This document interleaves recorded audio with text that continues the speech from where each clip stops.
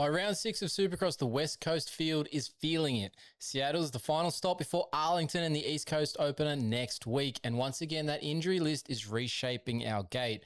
We've got updates on who's in, who's out, and who's pushing through more than you might realize right here on Always Moto.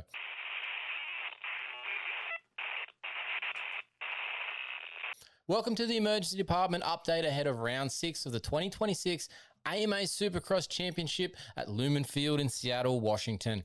This video is brought to you by TechnicMotorsport.com and Duramoose.com.au. David Hogan here, physiotherapist and moto media editor at Always Moto. Let's get into it. The number 204, Paul Bloy, CDF Racing, AquapoolSupply.com rider. Paul is out for Seattle following the LCQ incident last week. The word is he's pretty beat up. No single dramatic fracture reported, but sometimes this category is harder than anything else. When the whole body takes a hit, inflammation stacks up everywhere, grip strength drops, reaction time drops, even breathing can feel tight. Smart call to sit out this one and reset.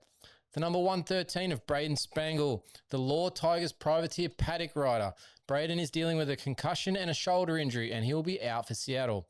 With his concussion, this isn't about how tough you are. It's about neurological recovery, graded exertion, and making sure coordination is fully restored before lining up in a rhythm lane at race pace. Add in that shoulder, and that's getting checked into, and the equation, it's just not realistic for this week. The number 24 of RJ Hampshire from that Rockstar Energy Husqvarna team. RJ is expected back this weekend for Seattle. Yes, he had a preseason injury, but that was not what raised eyebrows in Glendale, reportedly being out due to illness. Now, here's where it gets interesting. This is a rider who raced days after getting a wooden stake through a lung at an outdoor national, a rider who lined up with less than 10 weeks post ACL reconstruction under his belt. So for RJ to sit out with illness does not make any sense. And if you wonder about it, that decision has a few more layers to it. So we may never know what really happened here. But if he lines up in Seattle as we expect, watch his intensity early. That will tell us a lot about how he's feeling. Slade Varola.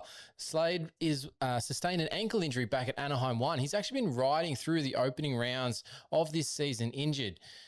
He's been riding since then that way, but he's re-aggravated it in Houston during the LCQ, and that was enough to force a reset. He'll sit out these final 2 West Coast rounds before the break, aiming to be ready for when the West Coast resumes in a few weeks. Ankles are critical in Supercross, as we all know. Every whoop compresses it, every dab torques it. If stability isn't there, lap times suffer fast. This is likely a smart long-term decision for him to be able to return in a few weeks' time. Gage Linville, unfortunately, after dominating Arena Cross, expectations were high for Gage heading into East Coast Supercross opener. That round 7 we talked about coming up next week in Arlington. But a bike malfunction during practice has effectively undone this East Coast campaign completely before it's even started. Last season, he grabbed the podium in the mud, and this year felt like it could have been a true breakout for him. He will miss Arlington, and hopefully we'll see him return before Supercross season wraps up in Salt Lake City in May. So there's a chance for a few rounds for him, but just not sure when just yet. The number 71 of Carson Mumford, that AEO Power Sports KTM rider. Carson is in for Seattle, and this one stands out. He's dealing with a disc herniation in his thoracic lumbar region there and a scapular fracture. Now, importantly, he's been riding with these for quite a while, but he's only had scans recently to confirm the extent of the injuries. A disc herniation can irritate nerve roots, create strength deficits, and flare up under compression. A scapular fracture affects shoulder stability, force transfer, and fatigue tolerance. And he's been lining up for 15 minutes plus 1. That's not minor. We'll see how this all holds up on the race intensity as the races keep going. He's got one more before a break. And then there's Jet Lawrence. Remember him? Jet is already back on the mountain bike this week. That's right. That's a major rehab milestone. It means load tolerance is improving and he's getting that cardiovascular conditioning is back coming around. Balance and confidence is returning as well.